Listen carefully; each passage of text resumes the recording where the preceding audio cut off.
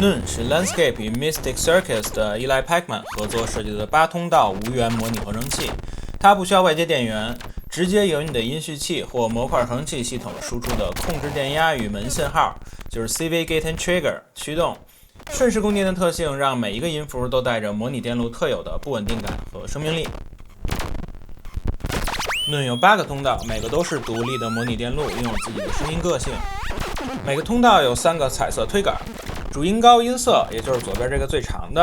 副音高质感是右下角的，还有音量是右上角的，以及触控板、静音按钮和 Mode 切换按钮。通道之间可以通过链接按钮共享电压，产生你意想不到的串绕与相互调制。机身背部有8路独立输出和总立体声输出，还有一个外部音频输入，可以把外部声音送进 Noon 做混沌滤波和失真处理。Noon 最令人着迷的地方在于你永远不知道下一个声音会是什么，但每个声音都让你想继续探索。最基本的玩法是把它接上节奏音序器，让门信号触发各个通道，马上就能得到充满个性的节奏肢体。从浑厚的低谷到有金属碰撞感的高频都有，而且每个通道的声音都不一样。把相邻通道的链接钮打开，声音就开始对话，通道之间互相供电、互相影响，节奏和音色以你无法预期的方式演化，越来越复杂，越来越有层次。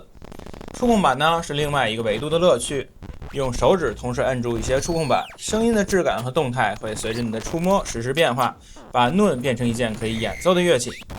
我今天的演奏是用 Skies 的原型机和 Just Friends 做了一个自生成的复杂多通道调制源，接到 Noon 里面，并且还用了一个 Noon 的单通道输出回收回去。Noon 几乎可以融入任何需要有机感的音乐场景，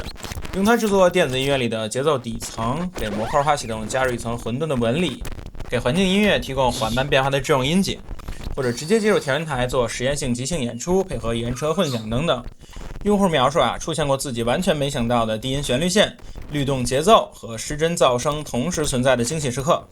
玩过 Noon 的人很多都对它有同一种形容就是这个东西有自己的脾气。你不是在操控它，更像是在和它聊天。它有时候给你惊喜，有时候给你困惑，但你就是停不下来。有人拿到手当天就玩了4-5个小时，完全没意识到时间已经过去了。有人说它像一个谜，但又不是那种让你抓狂的谜，而是那种让你越解越上瘾的谜。